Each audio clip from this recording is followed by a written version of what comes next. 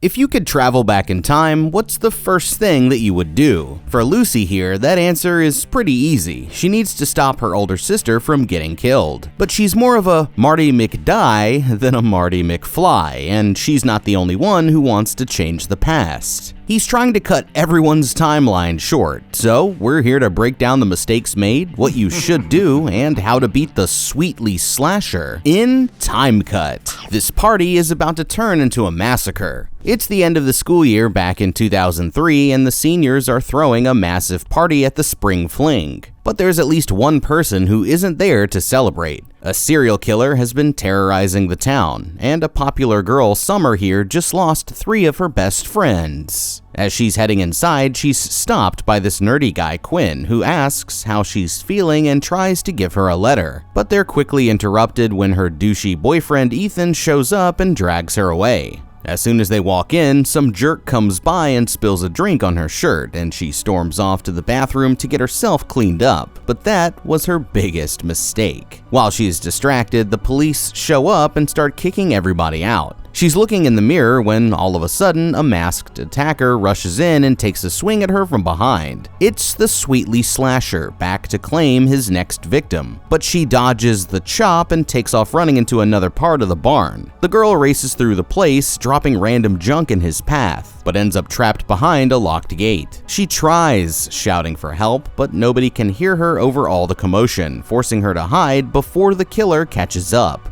As he follows her in and starts searching around, she tries climbing past him up in the loft, but he catches on and drags her back down. Running for her life, she crashes back through the doors as he grabs a scythe and chases after her. But it's too late, and he slices her across the back before she can get to safety, making 1 down with 7 more to go. Okay, well, I guess Summer here won't be making it to summer break. She said herself that it was a dumb idea to throw a party while there was a serial killer on the loose, and I gotta say, I'm starting to agree. She came to the party because she didn't want to be alone, but she should be at home, safe with her parents, not at some secret barn party with a bunch of irresponsible high school kids. And then she goes and pulls the most moronic move ever by wandering off alone to use the restroom. At least at the party she had plenty of meat shields, but isolating herself made her an easy target, with no one to help protect her if the killer attacked. Now, with that being said, when it came time to handle her BI, Summer's reactions were actually on point. That was a textbook dodge, with very little time to react when he ran at her from behind. And using junk to slow them down is always an elite level play. But it all fell apart once she hit that locked gate. Now, I don't know why Summer's brain stopped working here, but to me, there's an easy solution. Summer here isn't just one of the popular girls, she's also one of the school's top athletes. And what she should have done here was just hop right over that fence and kept on running. Even if a fence is taller than you, it all comes down to physics, and as long as you can get your shoulders over with enough momentum, the rest of your body naturally follows. All she had to do was jump over or climb on top of some nearby junk to get over that way. And then she could have run out to the street, where there were plenty of meat shields and police officers to keep her safe. Instead, she decided to hide in the barn, and this could have been a viable strategy too, but she made another crucial mistake. Hiding gives you the element of surprise, and a weapon in the hands of a victim can be just as deadly as in the hands of a killer. When you look around, this barn was full of stuff that she could have used to defend herself, so it would have been smart to grab a weapon before taking cover, and using it to jump him while his guard was down. The bad news is that the killer won this round, but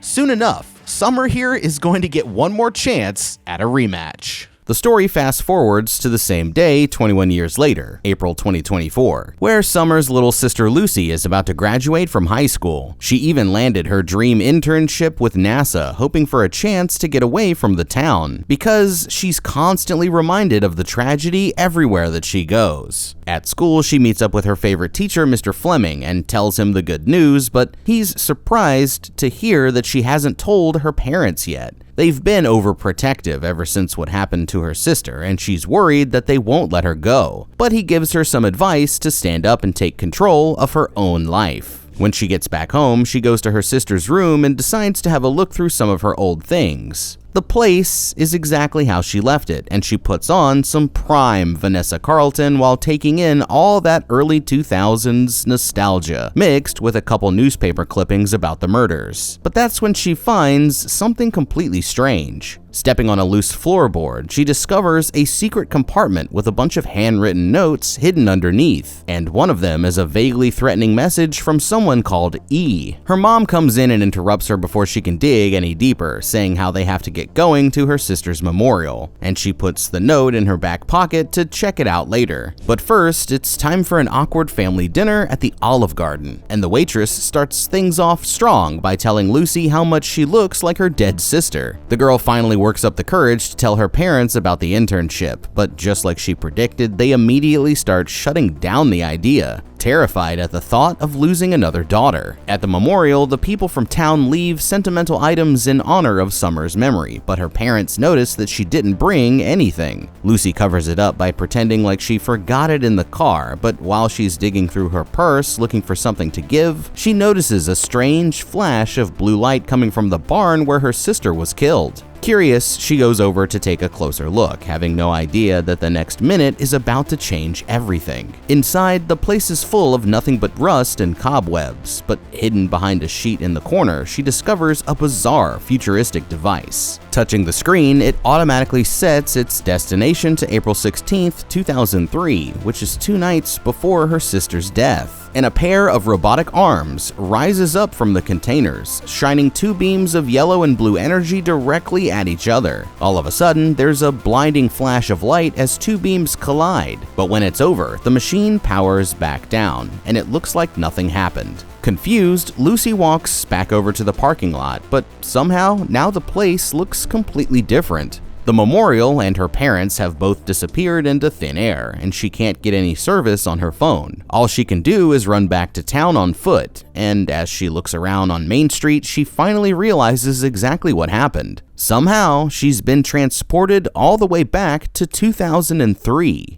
Okay, and this right here is why you should never touch any mysterious-looking devices that you find just lying around in a random barn. The good news is that it could be a lot worse, like she could have been transported back to the prehistoric times and ended up as breakfast for a saber-toothed tiger.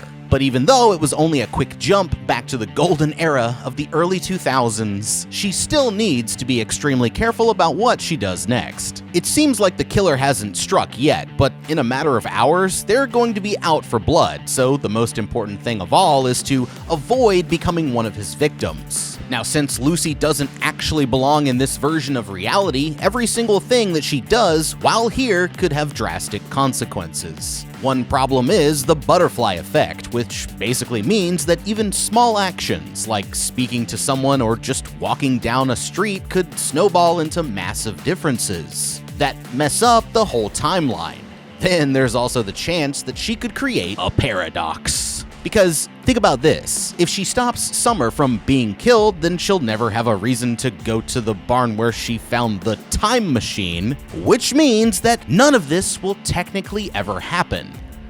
I think. See how things start to get weird? Because she's from the future. She knows exactly where, when, and how Summer's murder goes down. Knowing this, she can lay low for the next 2 nights and then get to the barn ahead of the killer and jump them before they ever have a chance to get to her sister, all while never having to interact with anyone else from the past. So yeah, that's the easy part, but eventually Lucy might want to get back to 2024. She must be pretty damn smart to get an internship at NASA, but even that can't help you repair a time machine when you don't know the first thing about how it works. Also, the date on the machine was already set when she touched it, which could mean that there's another time traveler out there, and they might know more about how this thing works. So, after saving her sister, she needs to track down that person to find out how to get herself home. With nowhere else to turn, Lucy decides to go to the only person who she can trust, her old science teacher, Mr. Fleming. To her utter shock and horror, she finds everyone at the school dressed like they just climbed out from an episode of Zoe 101. And that's when she sees her older sister for the first time in her life. Following the girl to her locker, she notices that she's having some beef with her old boyfriend Ethan here, who's upset that she apparently broke up with him out of nowhere. She finds Mr. Fleming back in his lab and, pretending to be a student, tells him that she's working on a project about time travel. Overhearing them, the local nerd Quinn here offers to help her out, but he says that in real life, traveling to the past would be incredibly dangerous, because you might accidentally cause a paradox that changes the future in unpredictable ways. In the hallway, Ethan and the other jocks push Quinn up against the lockers and start dragging him outside. Worried, Lucy joins up with the crowd that's chasing after them and finds out that they're about to throw him in the lake as a part of their senior tradition. The bullies carry him out to the dock, but just before they're about to toss him in, Lucy rushes over and lays Ethan out instead. A teacher comes and breaks them up before it can go any farther, but everyone is impressed with the new girl for standing up to the jocks, especially her older sister who she's never even met. Quinn reluctantly thanks her for helping her out, and once the crowd disappears, she decides to tell him the truth about how she really ended up at their school. She explains that she's actually from 20 years in the future and takes out her iPhone when Quinn asks for some proof. After showing him how it works, he's so impressed with the futuristic technology that he actually starts to believe her, asking her a bunch of absurd questions about life in the year 2024. While they're talking, she notices Summer outside arguing with her best friend Emmy. A minute later, the girl walks in and starts apologizing for her boyfriend's behavior, only to have her immediately ask Quinn if she can copy his homework. Just when she's about to leave, she notices Lucy and starts thinking that she looks familiar. She eventually decides that they met at camp, but she comes up with this whole embarrassing story about how Lucy here peed in the pool, and the girl just has to go with it so she doesn't blow her cover. Lucy takes Quinn back to the barn and shows him the time machine, but it looks like whatever powers this thing is running low. They decide to bring the whole machine back over to his workshop, where they can take it apart and get a better look at how it works. Looking it over, Lucy notices the empty power cell, and the logo on it shows that it's from the company where her father works. If they can find a replacement, then they should be able to get her home, but they'll have to find a way to get their hands on one first. Okay, I hate to break it to you, Lucy, but there are a few major flaws in your plan here. First off, why are we just assuming that your father's company will actually have more of these fuel cells? That time machine came from 21 years in the future. These peasants haven't even invented the iPod Nano yet. And you think they've got a few spare antimatter cells just lying around? Just getting her hands on the ID card would be tricky enough, because she's going to have to do it while her dad is at home. Now, with all that being said, living with them for 20 years gives her a big advantage here, because she already knows their routines and all of the family secrets. She knows exactly where her dad keeps his ID card and where the family keeps a spare keys. So later that night when he's home from work, I'd have Quinn create a distraction at the front door while Lucy sneaks in through the back after grabbing the key. She can get her hands on the ID card once she's inside, and then all they have to do is gain access to a nuclear research facility without being noticed. Piece of cake, right? I think there would be two ways to achieve this. Either go at night to try and avoid security, or head down to the costume store and pick up a good lab coat disguise and try to blend in with the crowd by acting like a new intern. Now, these kids might be smart, but they're not Ethan Hunt. I'm just saying, I don't think that they've got the skills to pull off a heist quite like this, and that's if these power cells even exist. Back in the barn, they noticed that the time machine was set to April 16th, 2003, the exact date of the first attacks. That's a very specific date, and it means that whoever built this thing must be connected to the incident in some way. She knows that her sister's friends, Brian and Val, are up first, and they got attacked tonight at the mall, but instead of trying to interfere, they should keep an eye on the situation from a distance and see if they notice anything strange that might help get her back to the original timeline. Looking for advice, Lucy asks her new friend if he'd ever change the past to stop a terrible event, but he replies that it would be too dangerous. By trying to stop one event, she could end up causing something even worse to happen, so in his opinion, it's always safer just to let things play out how they were supposed to. It's time for Quinn to head to work, and before he leaves, Lucy asks if he can give her a ride home. He's shocked when they pull up in front of Summer's house, terrified that talking to her family could have massive consequences on the timeline, but she convinces him that it's the only way to get what she needs. As a way to get inside, she offers to help Summer with her chemistry homework instead, and the girl quickly brings her in to meet her family. Looking around, she's surprised to find that their lives couldn't be any more different, and for the first time in 20 years, it seems like her parents are actually happy. The couple offers to let her stay over for dinner, and she's more than happy to stick around, since it's like her first time getting to eat with them as a family. It's bittersweet though, because the more that her parents talk, it's obvious that they never really loved her as much as they loved her older sister. After dinner, the girls head out back for a quick heart-to-heart about their feelings. It's like they both just want their parents to support their decisions, but they've been having trouble getting through to them for completely opposite reasons. Changing the subject, Summer points out that the girl's outfit looks a little bit out of style, and they decide that it would be fun to give her a true early 2000s makeover instead. The girls spend some time trying on different clothes and having their first real sister moment, even though one of them doesn't know it, until eventually they find her the perfect look to help her fit in with the times. That's when Lucy notices a picture of her friends on the mirror, reminding her that these two were actually the killer's first victims, and they only have a few hours left to live. They're actually at the mall doing some shopping, but what they don't know is that the killer is already watching their every move. Knowing that they mean so much to her, Lucy asks her sister the same question that she asked Quinn, but this time, her response is completely different. To her, she'd go back in time to stop a tragedy if she could, even if it might cause something worse down the line. This convinces Lucy that she needs to do something, and without explaining where she's going, she takes off saying that she needs to get to the mall, hoping to save Brian and Valerie before it's too late.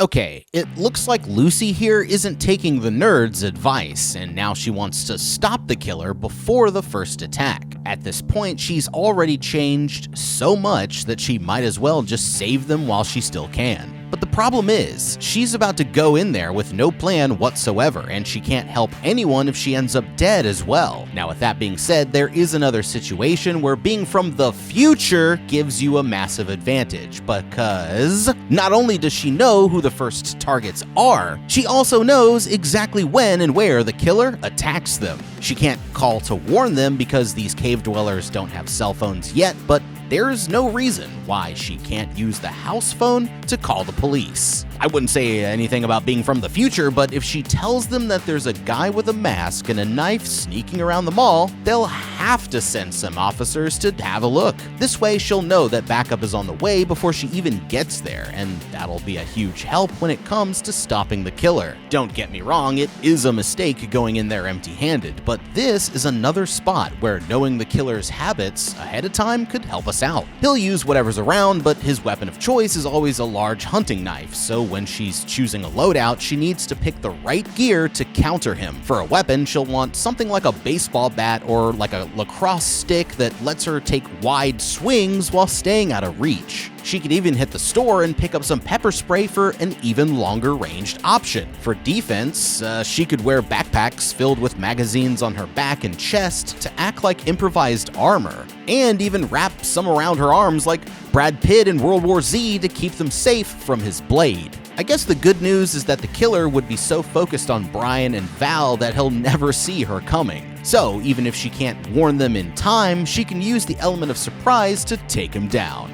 Grabbing a Razor scooter from the neighbor's lawn, Lucy quickly hightails it over to the mall, getting there just 5 minutes before the shops close. She bumps into her teacher, Mr. Fleming, and even that asshole Ethan, but there's no time to waste because she has to find the others before they get smoked. While Brian's waiting for his girlfriend to finish trying on some clothes, she finds Quinn closing up at the video store, who says that he saw two of them not that long ago. They mentioned hitting a shop on the 3rd floor next, so Lucy runs off hoping that they'll still be there, leaving her friend totally stumped about what's going on. Upstairs, Brian gets jump scared when the power suddenly goes out and accidentally knocks his American Psycho DVD on the floor. He starts crawling around to look for it, but he doesn't expect the killer to get there first. Grabbing the DVD, he breaks it in half and shanks Brian in the neck with the broken edge before he even knows what's coming. making 2 down with 6 more to go. Hearing the commotion, Val steps out of the dressing room to see what's going on, only to find her boyfriend's lifeless body lying on the floor. That's when the killer steps out from around the corner and the girl runs for her life, taking cover behind the shelves. He quickly follows after her, but by then she's already gone. And now she's hiding inside one of the t-shirt racks. Thinking that he knows which one, the killer pulls back the shirts, ready to grab her, but he picks the wrong stand, and Val uses this moment to run for it. She almost escapes, but he cuts her off before she can reach the door, and just at the last second, Lucy rushes in and knocks him over with one of the racks, giving them both a chance to escape.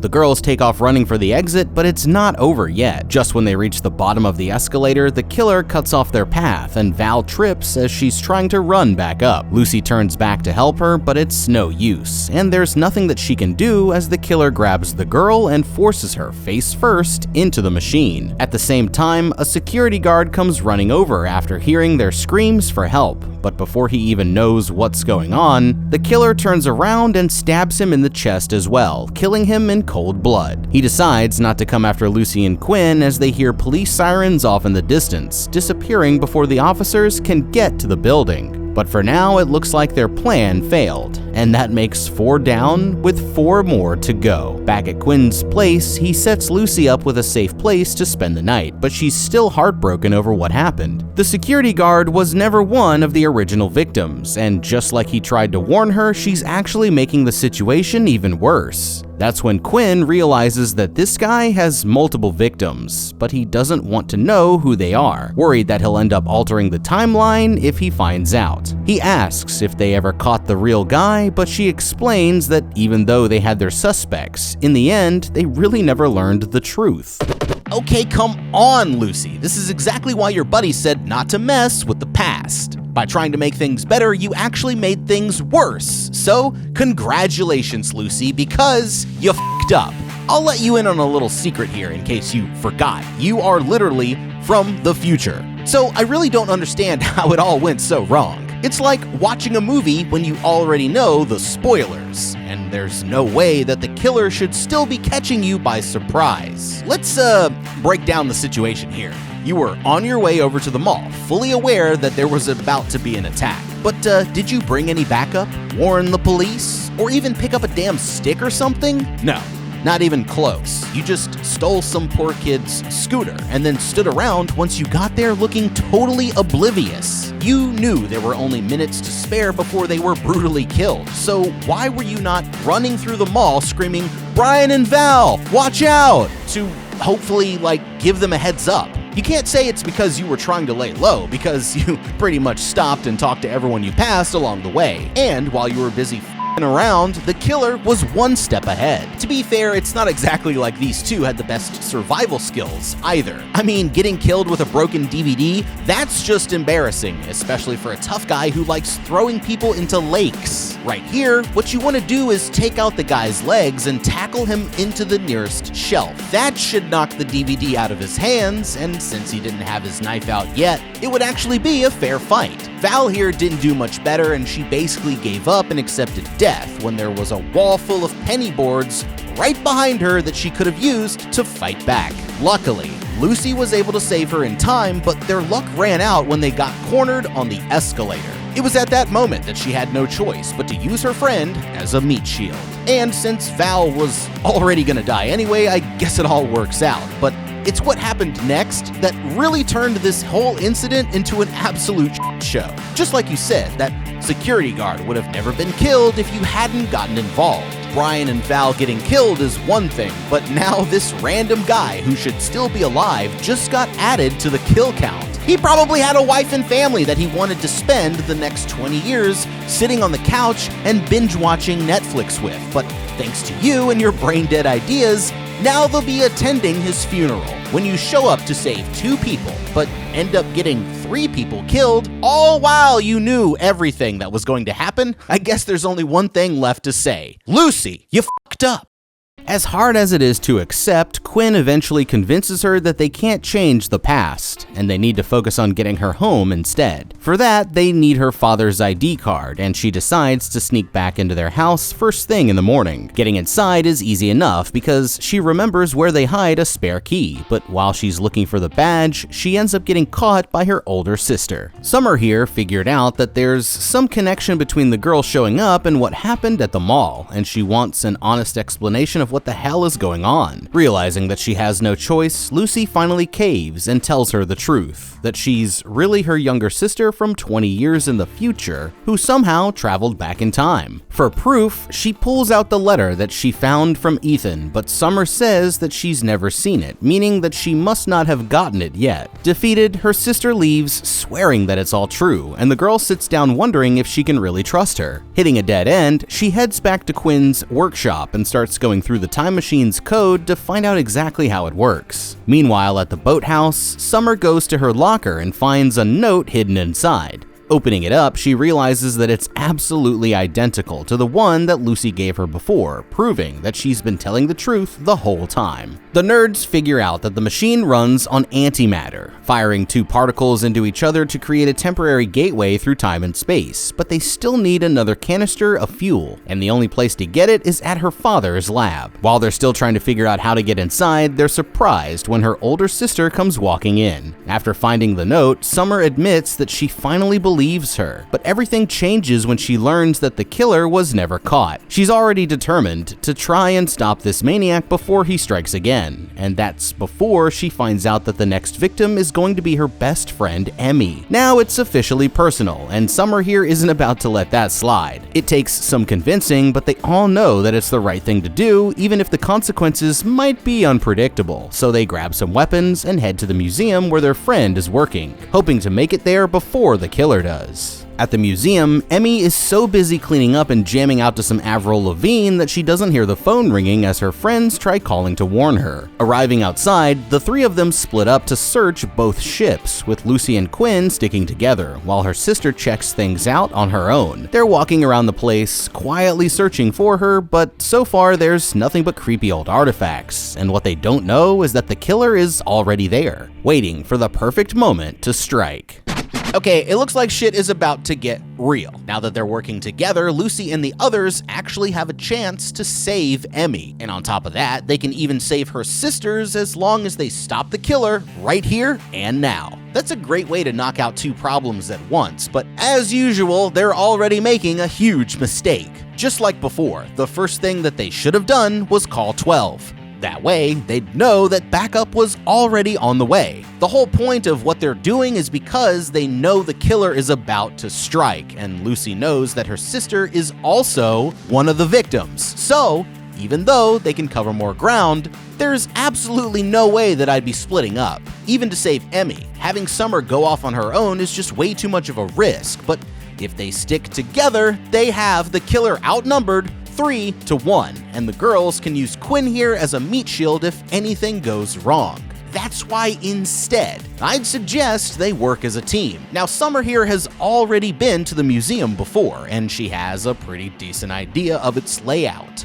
She's also Emmy's best friend and probably has visited her a bunch at work, which means that she'll know her usual routine and where she likes to hang out. This can help them cut their search time down by going straight to the most likely area where they'll find her, and their best chance to save her from the killer is if they can get to her first. This time, Lucy and her friends actually brought weapons, and they aren't that bad. The baseball bat and the tire iron give them great offensive options, and Quinn can use his flashlight to blind the killer with the strong flashlight, giving them an easy chance for a takedown. When you look around this place, there are axes and stuff on the walls that would also make for solid weapons. So I'd keep my eyes open for anything that I could add to my arsenal. And just like back at the mall, they're searching around the place quietly when they should be yelling as loud as they can to warn their friend. The killer already knows where she is, so it's not like staying quiet keeps her any safer, but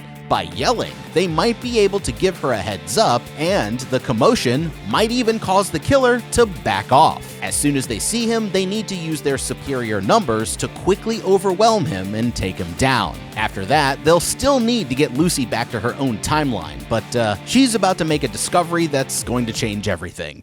Just then, the lights on their boat flicker and go out, and Quinn screams when he sees a human shape in the darkness. But it turns out that it's just an old diving suit. Meanwhile, Emmy here is still totally oblivious to the danger, and she's almost done swabbing the poop deck when the killer appears right behind her. Spotting her through a window, Summer tries yelling to warn her friend, but she can't hear her over the loud music. That's when Emmy drops her CD player, and she finally hears her friend slamming on the window. And not a second too soon, because here comes the killer murder walking straight towards her. The girls dip out through the back door and lock it just in time, holding him back just long enough for them to get away. But they aren't safe just yet. He quickly cuts off their path, forcing them to double back, and while he's trying to figure out where they went, the four of them manage to sneak away by climbing down the cargo net. They're able to make it back to Quinn's truck, and it looks like this time their plan actually worked. That's when Lucy mentions wanting to save the next victim, and he's shocked to find out that it's her older sister.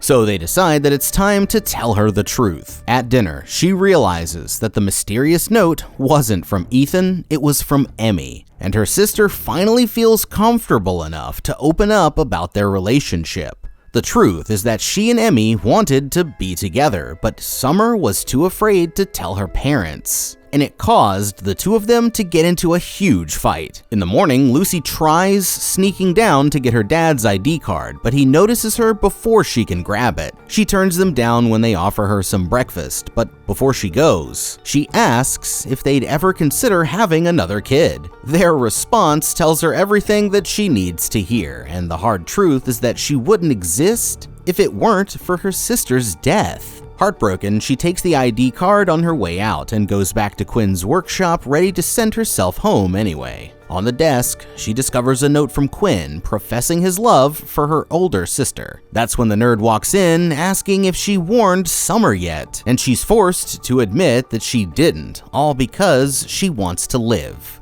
Now Quinn sees things differently, determined to save Summer even if it means that Lucy doesn't exist, and he's so frustrated that he storms out of the garage. This makes Lucy take a long look in the mirror, and after thinking things over, she realizes that her friend was right. Even if she doesn't know what might happen, Lucy's still willing to risk it if she can save her sister's life, and tells her that she needs her help to execute their plan. Later that night, Summer shows up at the spring fling just like she was supposed to in the proper timeline, but this time she already knows that the killer will be there as well. Instead of sticking with Ethan, she finds Emmy and kisses her right there in front of everybody, telling the girl that she loves her before disappearing into the crowd. Sticking to the plan, she goes to the bathroom knowing that's where she gets ambushed, and sure enough, here comes the killer right on time. Back at the lab, Lucy and Quinn use the card to get inside, but strangely, it looks like one of the power cells was already taken. That's when they find the security guard lying dead on the floor, making 5 down with 3 more to go, and they realize that it must have been the killer himself, which can only mean one thing. He's actually from the future, and he must be the one who built the machine. Back at the party, Summer leads the killer to the barn, knowing that he'll take his time if she doesn't fight back. Backing up, she gets him in just the right spot for their plan to work, and that's when they hear a car speeding towards them. Lucy and Quinn come crashing straight through the wall in his truck, sending the killer flying across the room as Summer dives out of the way. Running to help her, the two girls rush back to the truck as fast as they can, but now they can't get the thing moving as the killer gets back on his feet. Stepping into the light, the slasher finally takes off his mask, and they're all caught off guard when they realize that it's actually been Quinn all along. Stunned, he finally gets the truck free and starts speeding back towards the house, realizing that the killer must be him from an alternate timeline, but he promises Lucy and her sister that he would never try to harm them. Okay, that was a lot, but before we can keep going, can we just talk about how batshit crazy that plan was for a second? I know, let's have Summer repeat the exact same steps that got her killed the first time, while we go break into a nuclear research facility for a spare power cell that might not even be there. Then, just before she's about to die, we'll blindly crash a pickup truck straight through the wall, narrowly missing her by fractions of an inch, and saving her life at the last possible second. It's genius. I mean, seriously, what the guys? Honestly, if I were the killer, I'd probably just take the L and retire right now after getting blasted like that. These kids are so reckless and unpredictable that you're probably better off just finding a new target, but it looks like Quinn's evil twin here still wants to crash out. The good news here is that now we know who's behind the mask, and that's going to be crucial when it comes to stopping him. First things first, we need to avoid having a who's the imposter type scenario where Quinn and evil Quinn get mixed up. As soon as they get back to his house, they should get some scissors and quickly cut off all of good Quinn's hair. That way, there will be no chance of mistaking him with the bad version during the fight. You see where I'm going with this? Now, since they're literally the same person, evil Quinn already knows good Quinn's every move. But that actually works both ways, and it's another factor that they can use to their advantage. They have to go straight for the machine because he'll destroy it if he gets to it first. But if Lucy uses it without taking him out, then he'll be stuck in this timeline and just keep coming after her sister, which isn't going to work either. What they need to do now is the one thing that they still haven't done yet, and use the killer's predictability to lure him into a trap. With him still being a few minutes behind, they have plenty of time to grab some weapons, and then use Summer, Quinn, or even the time machine itself as a distraction. When he takes the bait, the three of them can all work together to whoop his ass. And that's how they'll finally take him down for good. At Quinn's, the team lock themselves in the garage while Lucy starts firing up the time machine, knowing that his evil twin will not be far behind.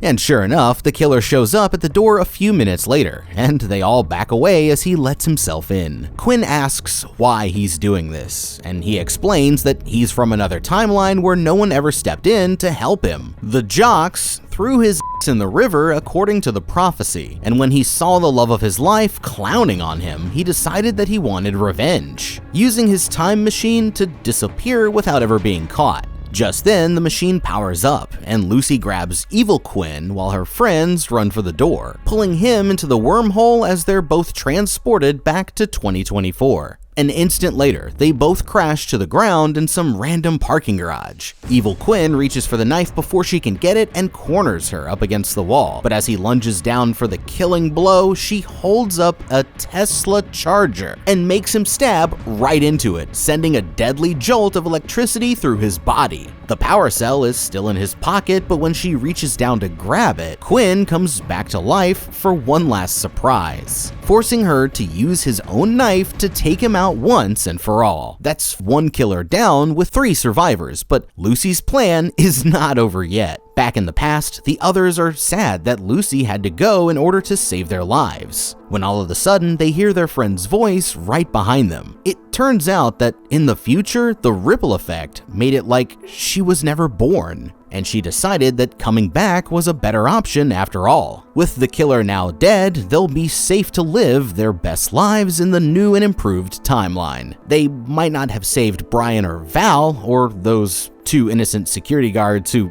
ended up dead, but everyone knows that it's only the main characters who really matter. And those people lived happily ever after. The end. Time cut. Interesting movie. I mean, good visuals, good scenario, good characters. Believe me, there are worse movies to watch, cuddled up on the couch with your boo thing this winter season. But let me know down in the comments if you would have done anything differently. Thank you so much for watching. Leave a like and subscribe, and check out that How to Beat playlist for more videos just like this one. I'm the guy. We'll see you in the next video, and have a damn good day.